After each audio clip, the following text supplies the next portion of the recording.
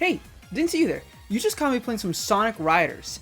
Or at least that's what the voices in my head are telling me. It feels like the early 2000s again, where after playing some quality GameCube titles such as Super Smash Bros. Melee or Pokémon XD Gale of Darkness, you could probably switch it up with one of the games in your collection that belong to the most prevalent genre on the system. That's right, the racing genre. Think about it. I'd bet a hefty amount of money that there was a game like SSX3 or Need for Speed Most Wanted that you played solo or with friends. Now, can you say the same thing today? Here, let me ask you a question. When was the last time you played a contemporary racing game that wasn't Mario Kart 8 Deluxe on the Nintendo Switch? I'll give you a minute or two. Racing games. It's a genre remembered fondly by many because of arcade classics like Pole Position, Hang On, and Outrun. The concept of controls are usually straightforward. Hold the button to put some gas and steer with the control stick until you reach a goal or complete the laps required. It's a genre so simple that Nintendo even threw their hat in the ring in its early beginnings through their more experimental attempts. Whether proving one's skills on the dirt track in Excite Bike back on the NES, or racing at blazing speeds in a futuristic setting through F-Zero, Nintendo found itself at a comfortable pace amongst the pack. But one can argue that it was their future release of Super Mario Kart in 1992 that really shook the subgenre of kart racing and the racing genre as a whole. Not only was the game desirable because it was a new Mario game, and the series had built its reputation in the past decade since the original Donkey Kong, but the fact that it was an easy to pick up multiplayer game that offered creative track design and mechanics for its time in comparison to a game like F-Zero, where one wrong turn meant disqualification, you can start to understand why the former series took the glory and has become the juggernaut it is today. And it makes sense. Each time a new game in the Mario Kart series releases, more times than not, it becomes the system seller. Here, I have a flyer from 2018 when GameStop used to be called EB Games in Canada. Not only is the biggest advertisement on the front page the infamous Mario Kart 8 Deluxe bundle that has popped up every Black Friday since, but even the back advertises a refurbished Wii U with the original Mario Kart 8 as the only Wii U game listed. Sure, I know I'm only talking about the Mario Kart series right now, but when there was countless console and handheld bundles that came with a Mario Kart game inside, Super Nintendo offers a Mario Kart attraction as its only interactable ride, and you're still having trouble thinking of a contemporary racing game, I think you start getting the picture as to the revolution that came with this kart racing series. But there's a silver lining, because this revolution meant competition. Ah, new competition! Thank you, Sonic.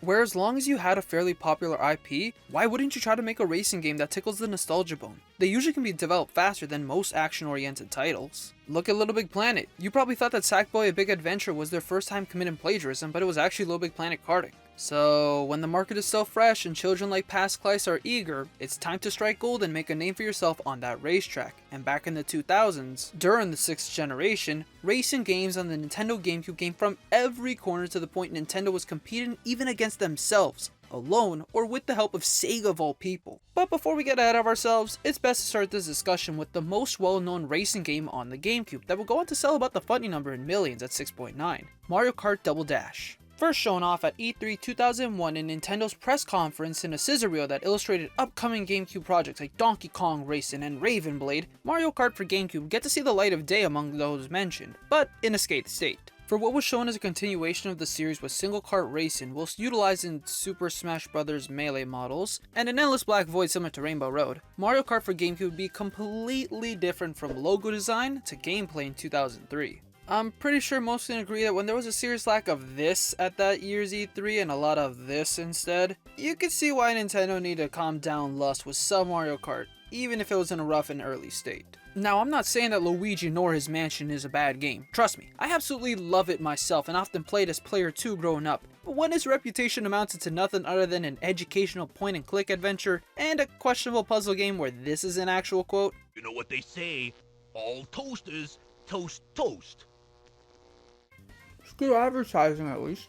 Minding the Luigi discussion, November 17th, 2003 would bring upon a double dash like no other, both metaphorically and literally, with the first and only Mario Kart to appreciate the power of friendship, as the name of the game was all about go-karting alongside a partner. After selecting your preferred cubic centimeters or reflective surface, the player is greeted with the holy grail that is Mario Kart Double Dash's beauty of a character selection screen. including the 2 unlockable pairs of Toad and Toadette, the latter making their first ever debut in the Mario series, and familiar boss enemies of Piranha Plant and King Boo. Not only does the roster increase from the familiar 8 mainstays and Koopa Troopa, but to 20 characters in total, which means that one can make a doubles team of up to 190 combinations. But wait, there's more. That number combination further increases based on the kart's unlocked and overall weight class, with seemingly endless possibilities. You can be basic like me and go for a team consistent of Luigi and Baby Luigi despite my name being... Or you could get a little funky and do something weird like Waluigi and Toadette. Now you might be asking, what could be so good about kart racing with doubles seeing that Nintendo never brought the mechanic back? And to that I say, it is pretty funny to see your partner being dragged on the floor. But in all seriousness, the mechanic brings 2 elements into the mix. First, their stats. Sure, these were also things to consider in Super Circuit where you either had a preference for speed or weight. But Double Dash expands on this idea as you now need to balance speed, weight, and acceleration. Depending on your choices, this will make the race to first place a relatively different experience. Then, there's the bigger consideration of special items. Unlike the regular items that are available to all characters like a red shell or mushroom, each regular pair has an item that can help them in a pinch. To list them off, Mario and Luigi wield fireballs to spin out other players, Peach and Daisy surround themselves with hearts to protect and steal most items that come their way, Yoshi and Birdo get their respective eggs that act like a red shell that spews out additional items upon impact, Baby Mario and Baby Luigi understand that with great power comes great responsibility. Koopa and Paratrooper are quite lazy and just use triple green or red shells, but in a game where invincibility frames mean nothing, I'll let it pass because it's funny. Donkey Kong and Diddy Kong can chuck a good old giant banana. Bowser and Bowser Jr., like the Kongs, get a bigger variation of the green shell with the Bowser shell. Wario and Waluigi introduce one of the best and most explosive items into the Mario Kart series. Toad and Toadette are lazier than the Koopas and use the golden mushroom. And Petey Piranha and King Boo can use everything mentioned so far. Why? I don't know. They could have added something like an oil sleek for Petey Piranha, but with the goop from Sunshine and the Boo item for King Boo, but the aforementioned was easier to work around, it seems. Now casually, you're probably just gonna select your favorite 2 and call it a day. It's what I do, and most others. But competitively, you can throw mostly everything I said out the window and cherry pick from the right side of the selection screen because a giant banana, a giant green shell, and or everything else will secure your position in the front more times than not. This would also explain why after unlocking Petey and King Boo, you're gonna see them in every single race in the top 3. With that out of the way, what about those courses? And to that I say utterly phenomenal. I'll admit, the bias is talking here because this was my first Mario Kart experience. Somehow, I have a pre-order version of the game despite me being only 2.5 years old at the time of the release, so I'm still not sure how my parents got this for me. But I truly believe these are some of the best courses that the series has had to offer and has a great balance of beginner to difficult level courses. We get the usual circuit courses like Luigi's circuit that's shaped like a figure 8 that's unique for its parallel track that allows you to mess up opponents' drive in the opposite way. Yoshi's circuit that deserves a medal for a simple yet ingenious course layout of a, you guessed it, Yoshi, and an average Mario circuit that you'll remember more often than not because of those damn piranha plants that cost you the race. Afterwards, there's more character-inspired tracks such as Peach Beach that takes heavy inspiration from Gelato Beach featured in Super Mario Sunshine, Daisy Cruiser that'll always be remembered for making an often regrettable real-life experience into one of the best tracks in the series with an oh-so-fun dining section that leads into a canon shortcut,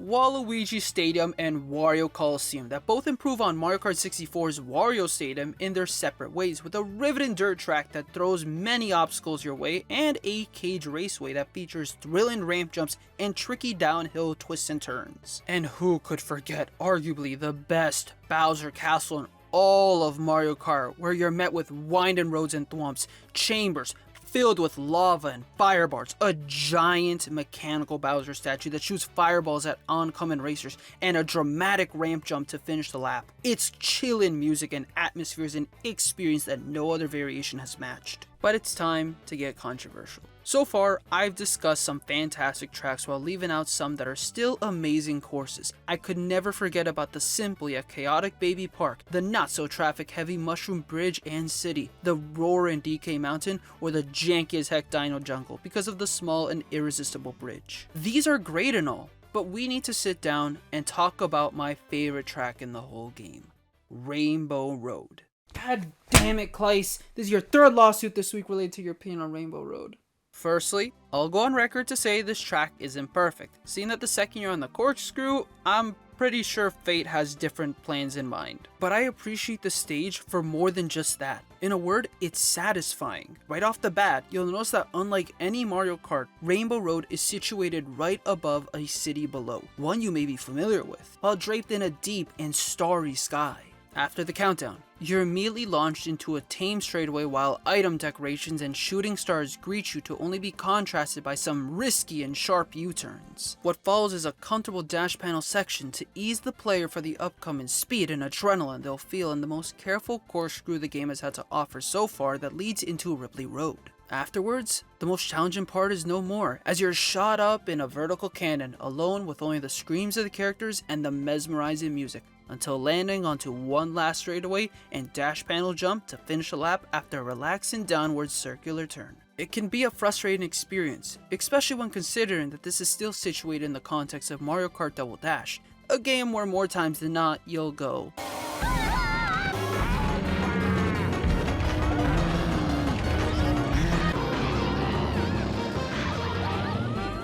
but it's also an experience that stays with you because of how beautifully designed it is. To this day, it's still a marvel to me that the shooting stars that appeared so distant in the sky actually land onto the course to provide a star item. However, I know it's not everyone's cup of tea. Racing in general might not even be the reason why you play Mario Kart 4, and that's why I'm glad to say that until Mario Kart 8 Deluxe stepped up from the disappointment that was 8 on the Wii U, Double Dash supplied what was demanded. Not only did you get the tried and true balloon battle where the objective is to knock all the balloons off an opposing opponent with items, but there's now 2 equally fun sub-modes. Shine Thief, where a shine sprite must be claimed and held onto as the player avoids any and all items thrown at them until the timer hits 0. And Bomb on Blast, it takes the aforementioned best item in the series, dedicates a whole mode to celebrate its birth, where you can then hurl up to 10 bombs at a time at your opponents. With more people, this can get insanely addicting, and it's the mode I recall playing the most growing up. And that's what made this one of the talking points when it came to the Nintendo GameCube.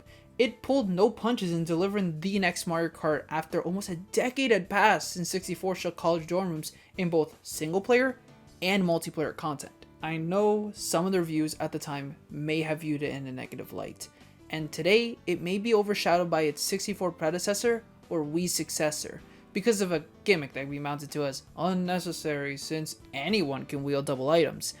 But Mario Kart Double Dash offered so much more than just being a subtitle that, honestly, how could you forget an experience like that exists? Oh, did you think the video was over?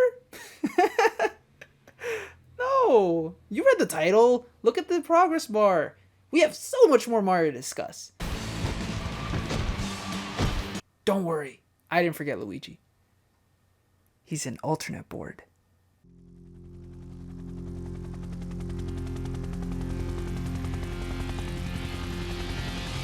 And that's a copyright strike if we decide to go any further, so let's move on. 1080 Avalanche, a game developed, produced, and published by Cauterize and Finger 11, I think, is the sequel to the classic snowboarding title that emphasized racing downhill more than tricks, 1080 snowboarding. If you're still unfamiliar about the subject, you've probably heard of the Wave Race series. It's basically 1080, but instead of being on a snowboard, you're on a jet ski. That, and the latter series also had a more successful entry on the Nintendo GameCube under the title Wave Race Blue Storm, was teased for a revival on the Switch back in 2018, and had its 64 title re-released in August of 2022, unlike snowboarding, which was confirmed to release at some time in 2023. In other words, 1080 is like Wave Race's more unsuccessful and less remembered younger sibling, or in one word, Luigi. Don't worry, I still love you guys for who you are.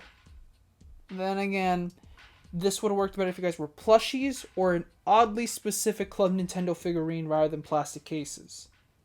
So maybe it is you guys. But like Luigi, this game was a part of my childhood, so we're going to talk about it. The mainstay for this title is Match Race, or better known as Cups, Easy, Normal, and Expert. Easy is what you expect, a standard of 4 tracks that are here to get you settled with most of the snowboarding mechanics in the game. You're going downhill against your opponent for the most part, and if you're feeling a little dangerous, you'll try to test out how to do tricks, grind some rails, and find some nifty shortcuts that will help you get to the goal faster. Then you get relatively more of the same in normal, but with an increase of 5 new tracks to race whilst conquering new elements. Rather than simple day and night settings, there's now other weather conditions like fog to accustom to. Nature plays a bigger part on the track, such as tree stumps acting as obstacles or ice providing faster but slipperier terrain, and higher jumps to make tricks off of. Moreover, the player will start to notice the power meter, a gauge that once filled will provide the player invincibility where they can easily recover from unsuccessful landings or even temporarily stun the opponent. And I know what you're thinking, yes, you can fight back against nature and... Alright, that's 1 point for nature.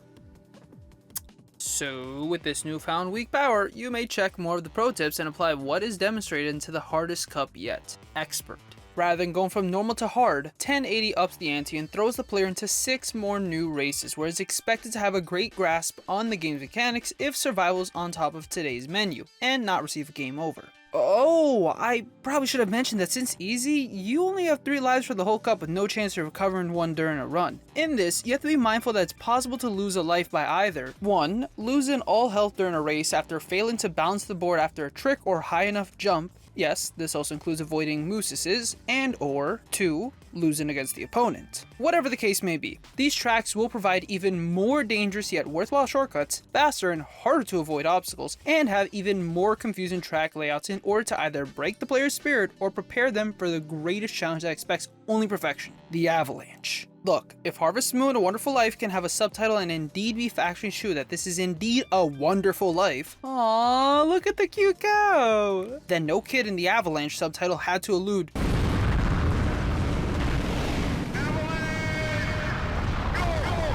oh shit, oh shit, oh shit. So, at the end of each cup, there's a special solo challenge where the objective isn't about racing or tricks. It's about staying alive and making it to the end in a time limit. When you thought things couldn't get worse, icicles and rocks the size of Grima are trying to stop you at every turn. That, and you know.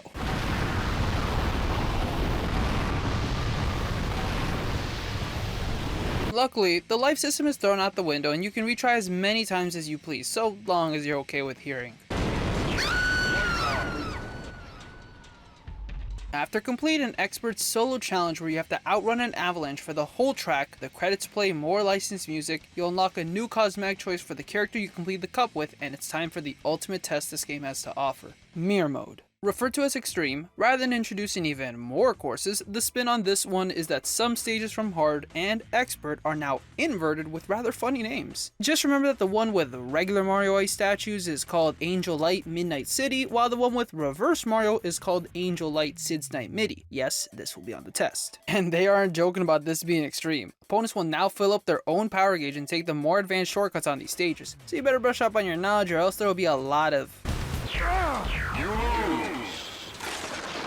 After all that, what's waiting for the player on the last race is a matchup against an alternate character that I honestly have no idea if they're referencing something from the Nintendo Vault here. Terra Hunter versus Mimi Lamoose.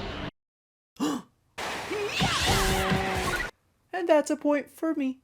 What is also kind of a letdown is that the solo challenge for Extreme is just the expert run but in reverse. The avalanche isn't faster, there aren't any new obstacles, nada. The quests don't even show up after completing the run. You do unlock the aforementioned alternate character, but again, I still have no idea why a possibly intoxicated snowman replaces Ricky. He just does, and we're living in his world, I guess. And I'm just gonna say right here, the multiplayer is as vanilla as the powder snow can be. All you can do is play a limited selection of courses you've unlocked, but with up to 4 racers. On the one hand, I have fond memories of just racing against my older sibling over and over again and seeing if we could take down the other with the power gauge. But on the other hand, these races usually finish in a minute, and depending on the skill level of those playing, you might want to avoid decimating the other. It can be a great time, but I think that's where something like SSX3 shines instead, because that offers a more robust trick system and longer courses. But whatever, what about the rest of the modes this game has to offer? Well, if we could have watched the intro, you would have noticed characters performing multiple grabs and tricks while flashing colors appear. Don't worry, the snowman isn't influencing you. What that was is a mode called Trick Attack, and I hated this mode when I was little. They make it look so easy in the intro, but when you try it yourself, it's a lot of...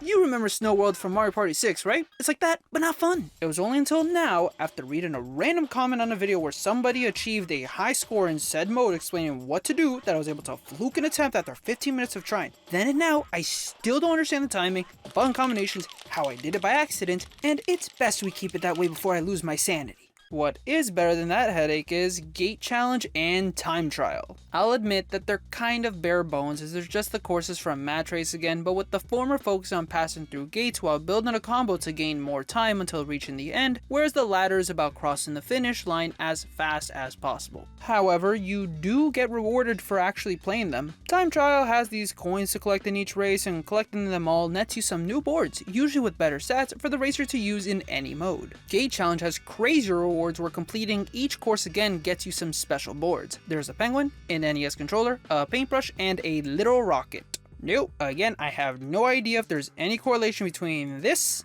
and this. What is pretty gnarly though is the Easter egg some of the boards have. When using the NES controller, you can enter a variation of the Konami code of up, down, left, right, then B, which makes the screen all pixelated. There's no practical use for this, but hey, it's a pretty cool party trick. As for the rocket, other than going fast as heck, if you fail to land correctly multiple times and lose all your health, it goes... Actually, speaking about explosions. Thank you, Sonic.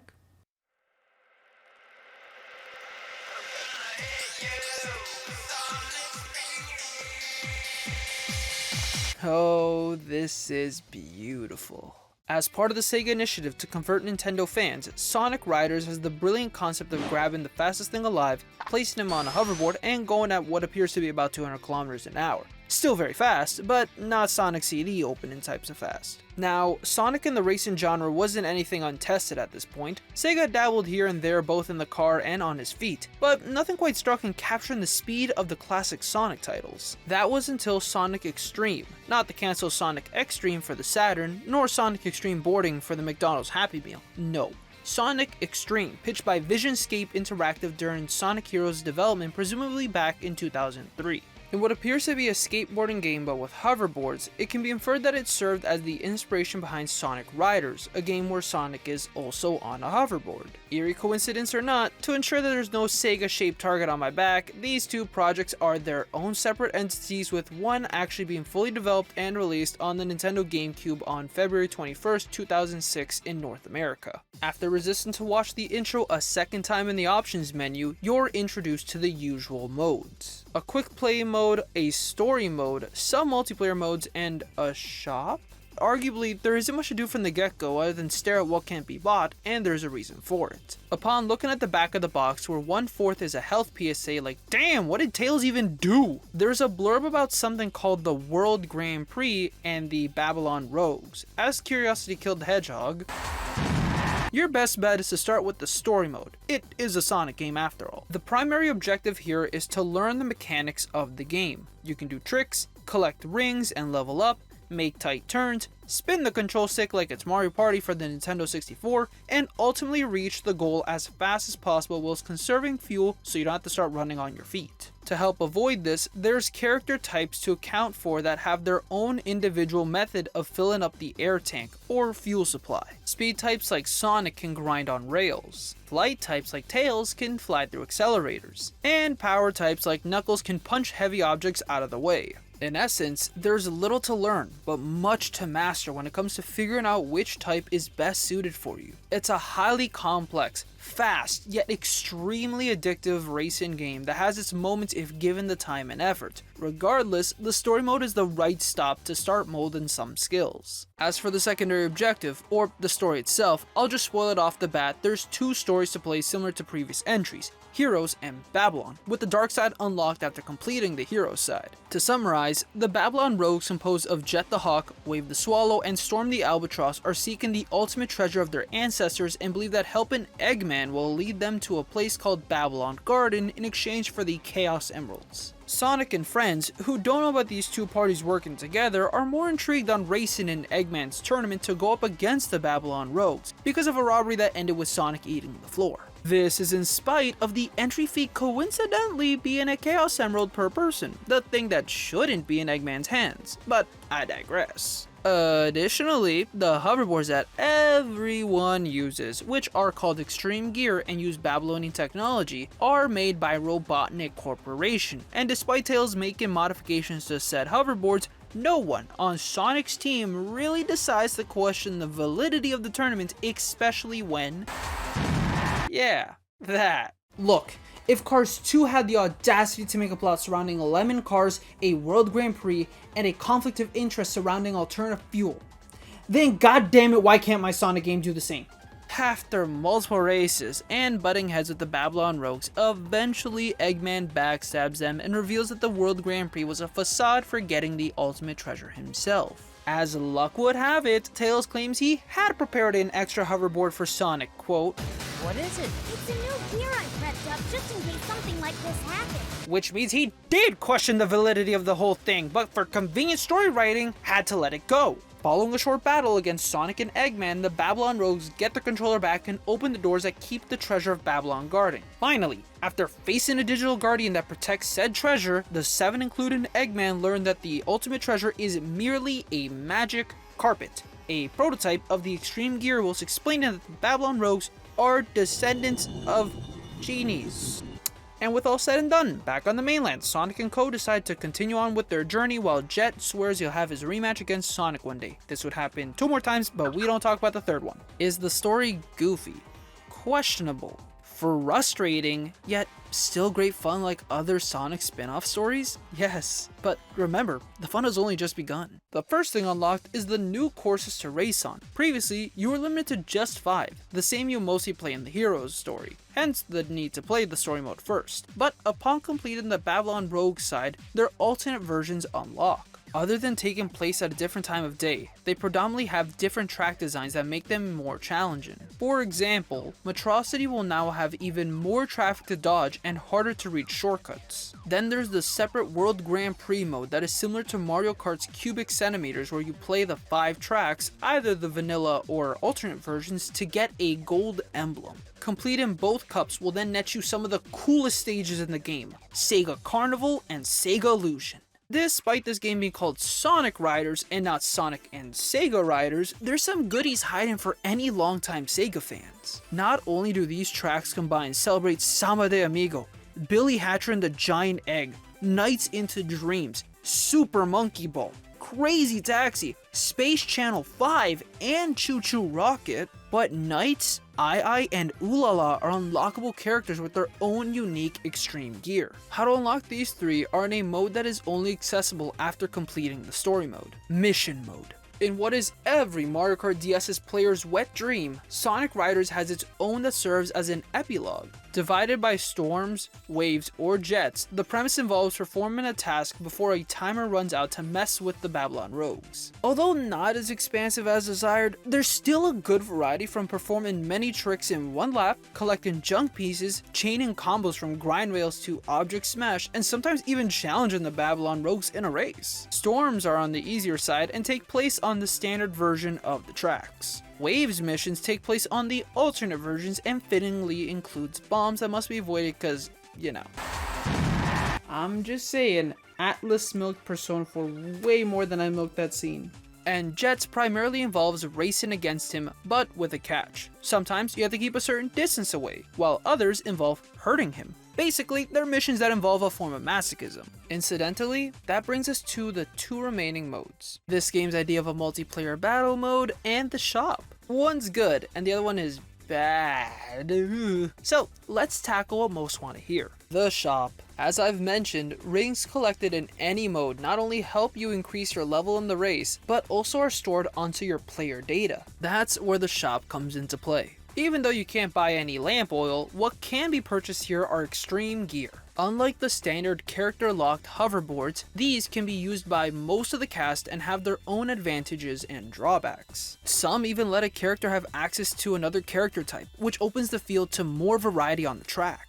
However, the most interesting thing here is the nostalgia. We've got references from Crazy Taxi and Fantasy Zone to Hang On and Super Hang On, with those last two changing the background music to their respective theme music. Again, there clearly was a lot of love put into representing other Sega franchises, even though this game isn't recognized as a part of the later Sega crossover games from characters, stages, and extreme gear. As for the multiplayer battle mode, it's not Mario Kart 8 levels of bad, but it's still not good.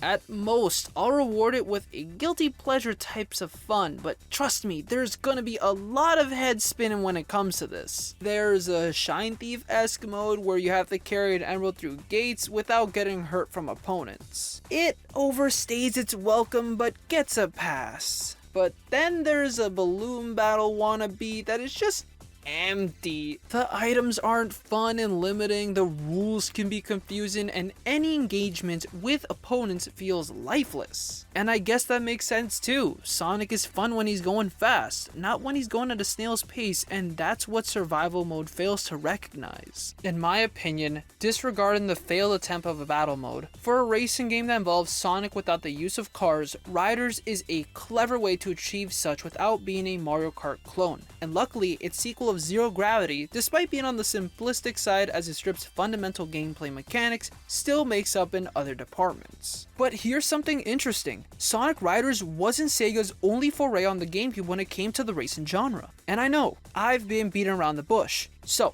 let's talk about the real reason why you clicked this video. That's right, F-Zero GX. Okay, I may not have the game physically, but I do have something better. It's better because it has Luigi on it. In my defense, if F-Zero GX costs more than Tears of the Kingdom in today's retro market, yeah, I have to be realistic for the safety of my wallet.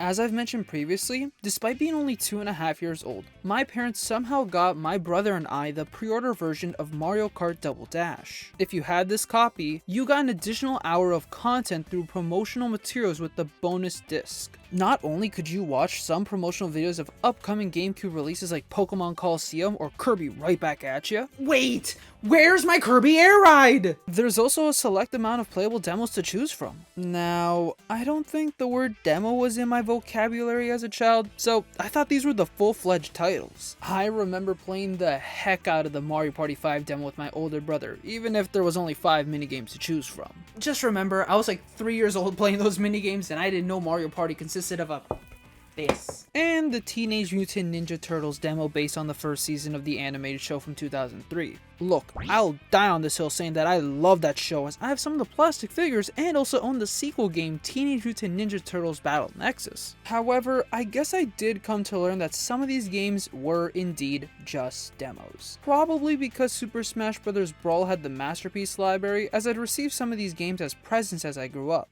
Unfortunately, it appears that F-Zero GX just never clicked. As I mentioned in the start, with F-Zero on the SNES, it most likely amounted to how fast and hard the game was to someone who had never played the series. But what's Claes' opinion on the game today? My goodness! Just from playing Mute City's Twist Road alone, you can easily tell this is a breathtaking experience and one of the best that the GameCube had to offer. The presentation puts modern titles to shame, the gameplay that balances speed and the responsive controls is damn near perfect, and the music captivates every fiber of the body and situates you in the cockpit of the vehicle. And once again, this is just my evaluation on one course. Imagine my opinion if I had the full title. If there's a game I for sure regret not having in my GameCube collection, it easily would be F-Zero GX.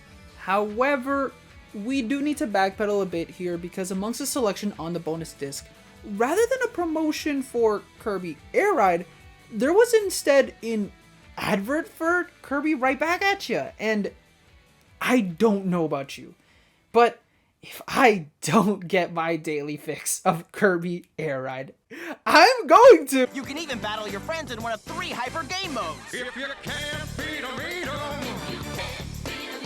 If you can't beat 'em, eat 'em. Oh, okay, sorry. You're forgiven, Nintendo. Kirby Air Ride. It was another childhood racing game I got for Christmas in 2005. I'll never forget that it was a gift from my aunt who had put it inside a Dare's Breaktime coconut cookies box with newspaper. I don't even like those cookies, so you can imagine my confusion that year. I don't know what to say. Oh shit! First known to the world as Kirby's Air Ride and being developed for the Nintendo 64 in 1995, the game was described by Sakurai as a snowboarding game. Think of 1080 snowboarding if you must, where going downhill and collecting stars for points was the name of the game. Other than featuring a mode that seems to be inspired by Kirby's Dream Course, the game would soon be shelved to focus on other Nintendo projects, leaving Kirby 64 The Crystal Shards to be the only Kirby title for the platform. However, with the release of the aforementioned anime in 2001, there was a task to create a Kirby game on home consoles. This would help spread the anime to those unaware while providing a new Kirby experience for GameCube owners, hence the demo disc's use of the two. Now, you've probably heard countless times about the cancellation of a Kirby action game on the GameCube. Because of that, it was understandable that Sakurai saw it fit to produce a racing game instead, as the development time would be much quicker. Fortunately, as a result, due to Kirby Air Ride's fast development of less than 4 months, that would mean it would be able to release prior to the series finale for those living in Japan, or while the series was still fresh for those watching the English dub in 2003. As for the game itself, there's no denying that at the time, this was the best Kirby had looked in 3D. Not only did he look more spherical than ever, but the visuals were impressive for Kirby's leap onto the GameCube. Real talk, I know Top Ride gets a lot of criticism for being an unnecessary mode or whatnot, but the water on the water stage has made me consider my water drinking sources. No, mi amor, no eres tú, soy yo. Cause that is as pristine as water could ever be. The Wii U water guy would be proud. But what about its conversion from a snowboarding-esque game to racing? And you know what?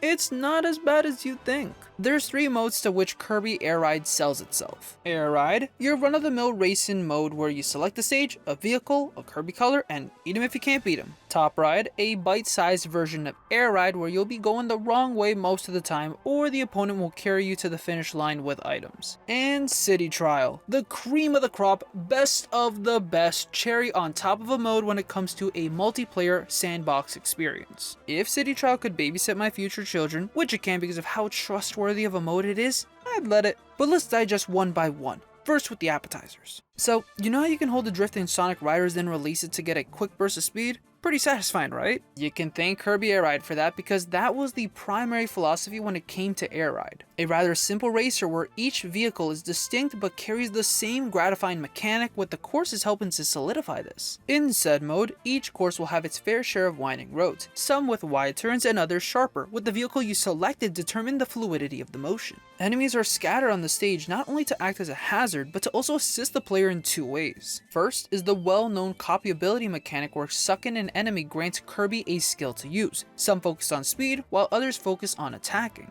It's those with more offensive power that provide the second benefit, more top speed. As you defeat more enemies on the track, the top speed of the vehicle will increase momentarily. Additionally, certain air rides excel in the air, like my personal favorite, the Wing Star, while others on the ground. And because of this, tracks will provide ways for both types to excel. Sure, this is no Mario Kart levels of quantity, seeing that there's only a grand total of 9 courses to choose from. But what was provided is still quality enough, from a chilly and awe-amazing frozen hillside to the windy and fantastical sky sands. That, and there's more to consider in how Kirby Air Ride was designed to cater 3 different playstyles than just one. Welcome to Top Ride. Out of the 3, it's the least notable because of its more minute presentation, and understandably so. The stages feel like a diorama of the actual stages when compared to, and with only 2 extremely similar vehicles to choose from, you get the picture as to why it's frowned upon. There are still people to this day that dislike Link's Awakening on Switch, which, okay,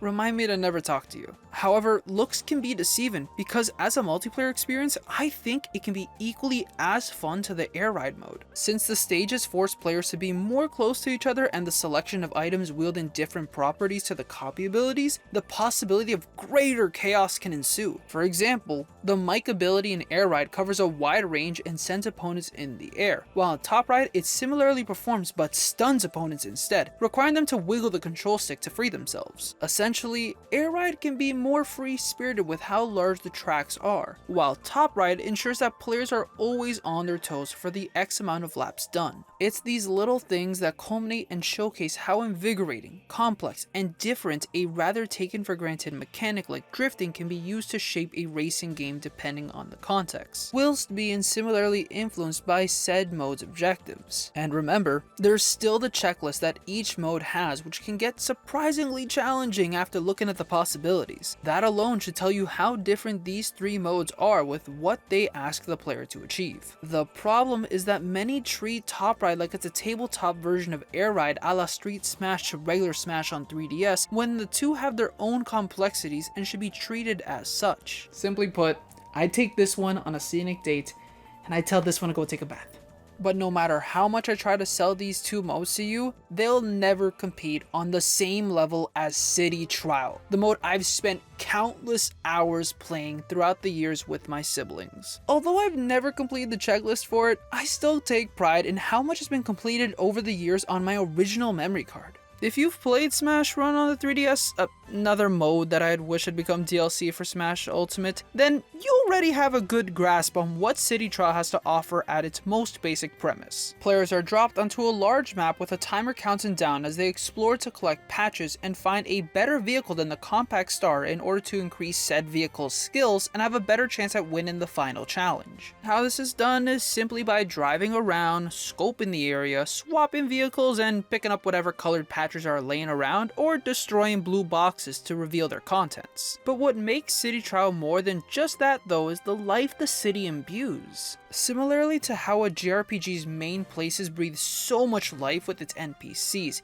contain many side quests to do and rewards to get, provide gorgeous atmospheres and accompanying music, and so on, the same can be said about the city in City Trial and its various locales. There's a volcano section where dragons spew from the lava surrounding with breakable areas at the base of the volcano leading to an underground ice cavern. The castle hall that connects to the oceans around and occasionally opens a chamber filled with patches or other useful items. A triple-decker base otherwise known as the Electric Lounge that has jump pads to reach other floors and boost pads to fly and reach another part of the map. The connecting botanical area that features a water wheel, a mini golf course, an area with the Forest King, Wispy Woods, and another underground section that features a little scale model of other areas in the city. There's a lot of the city I'm not mentioning, some cleverly placed secret flowers as well, but there's more to discuss that makes each run different. Events. As long as the option is toggled on, at least once or twice in the match, there will be an event that will change up how that City Trial will play out for that round. Some helpful and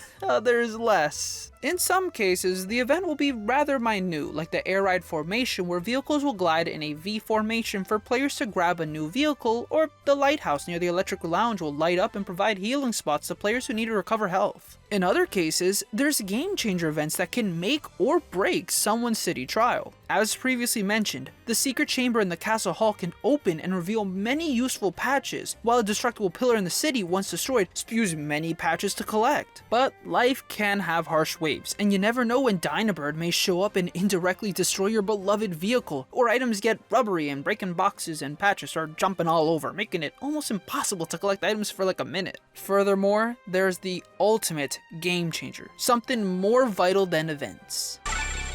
That, dear viewer, is a warning. After that sound emits in the match, ultimate alliances will be made amongst peers. Bonds will be broken once two have been collected, and salt will spread the second this happens.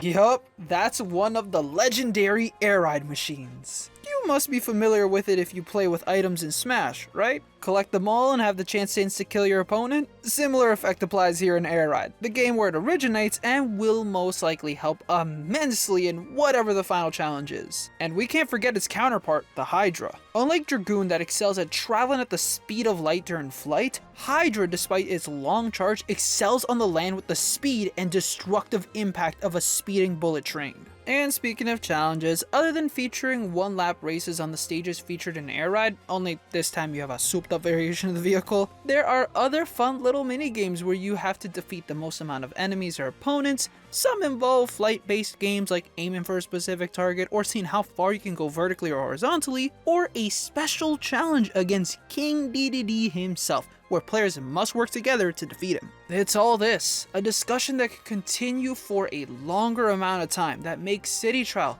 the best multiplayer experience of all time, and what makes Kirby Air Ride an unforgettable experience as one of the racing games on the GameCube. And I swear, if you dare call this Nintendo's Battle Royale or something akin to that, we're going to have problems. Am I being a bit biased towards the pink puffball? Yeah, I am. But seeing that I love cute things, and this and Epic Yarn and Forgotten Land are some of my favorite games of all time, you'll forgive me. But as much as I want to end the video here, there's still one more game that I need to discuss when it comes to the racing games I grew up with. Don't worry, it won't take as long.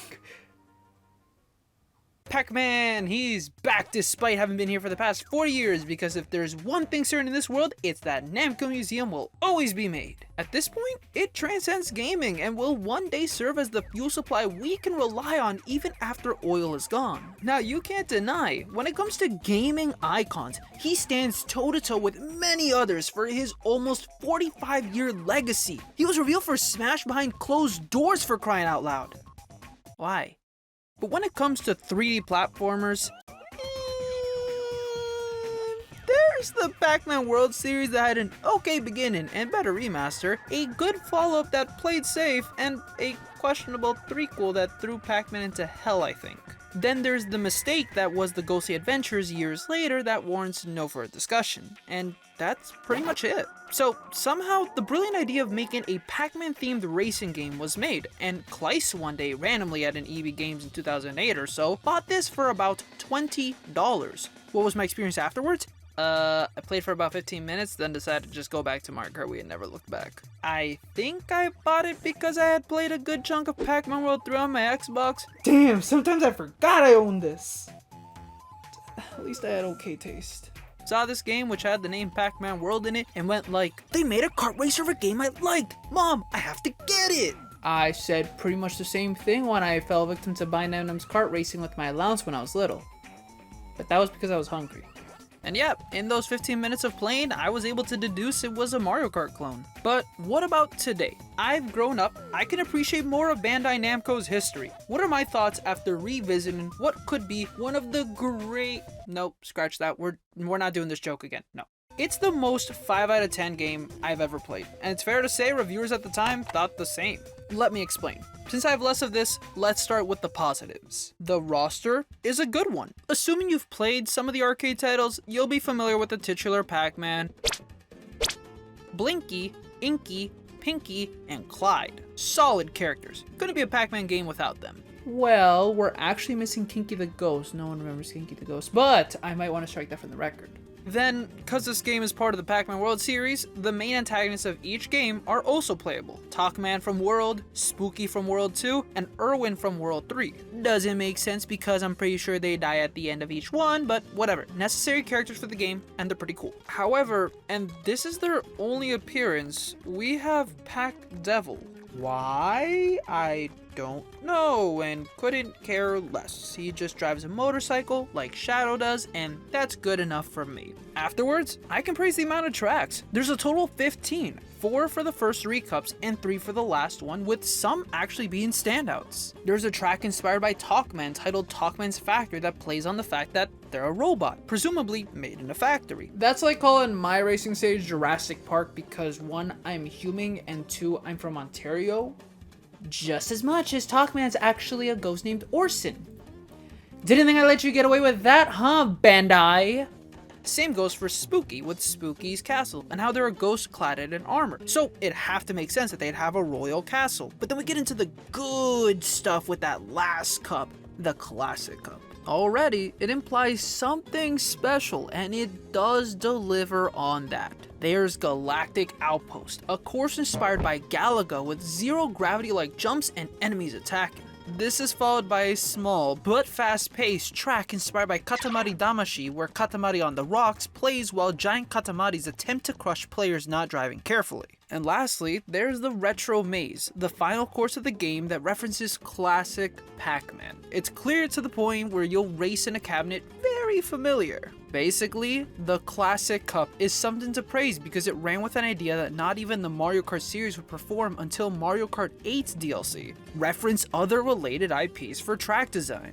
It's safe to argue that some of the best courses in the Mario Kart series to date are the ones that call back to other racing games developed by Nintendo, specifically Excitebike and F-Zero with Mute City and Big Blue. And then there's making new courses based on The Legend of Zelda and Animal Crossing, with Urchin Underpass becoming a battle stage in Deluxe. It's a beloved aspect of modern Mario Kart to the point that some have requested for a Nintendo Kart, and I think that World Rally deserves to be remembered for crossing that boundary on its first and only console racing experience.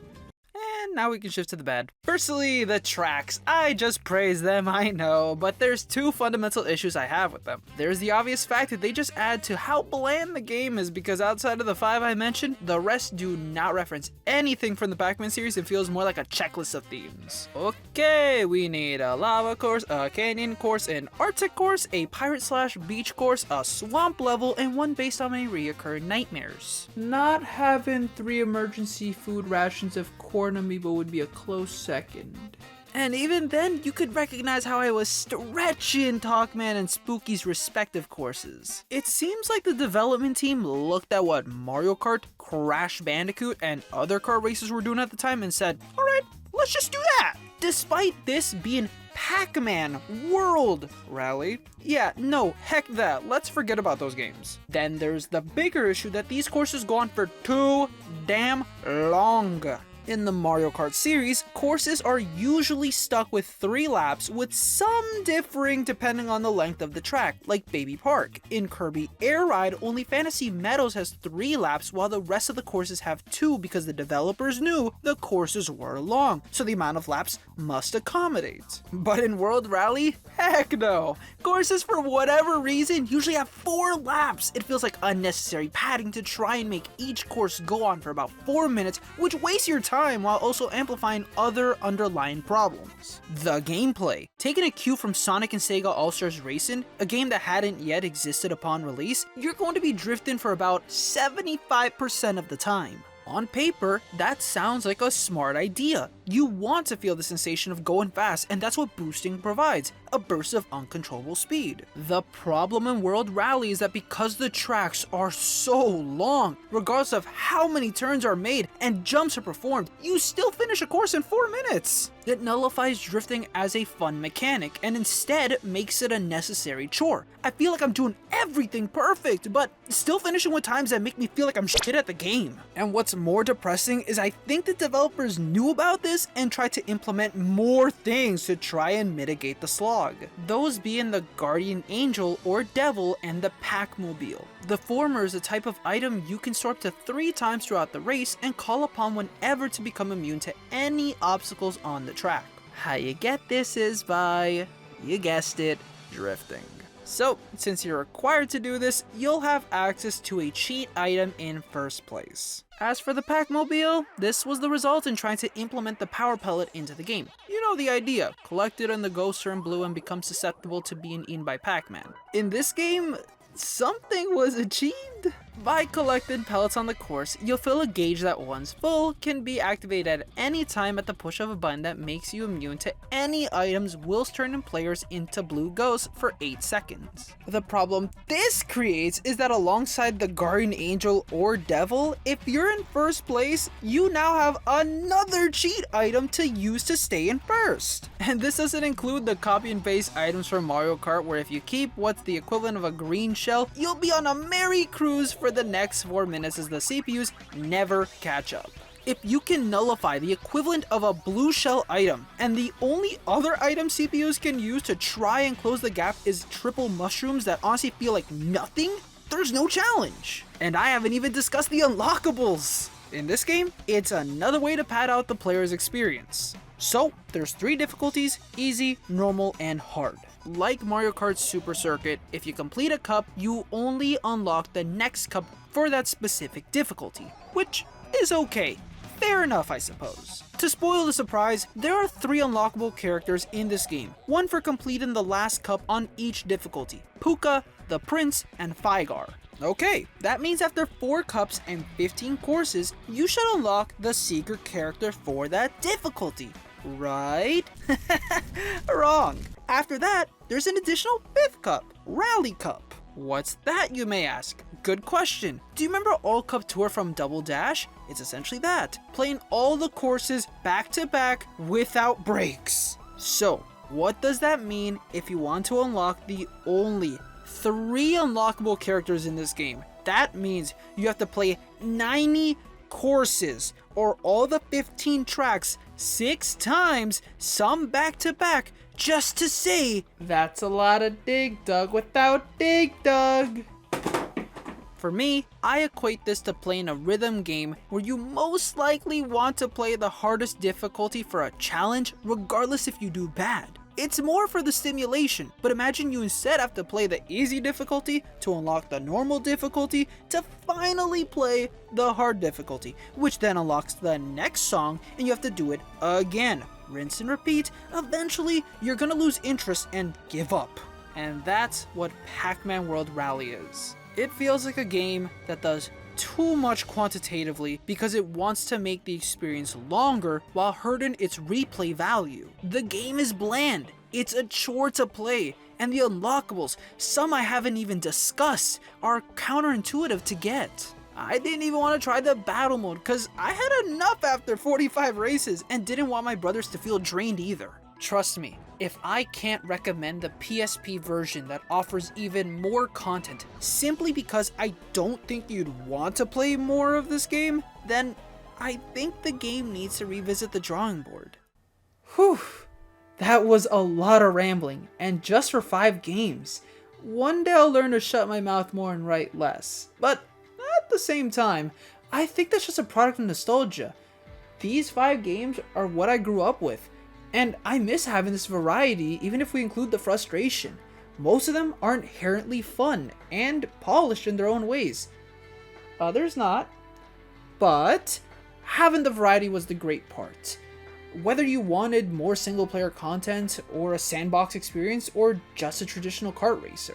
And it's kinda difficult to say if that same magic exists today. Sure, there's the aforementioned Mario Kart 8 Deluxe that has become the best-selling Switch game of all time and has the recently completed Booster Course Pass to supplement. There's also Crash Team Racing Nitro Field, a remaster of the CTR series bundled into one great project which could inspire Bandai Namco to look back at Pac-Man World Rally.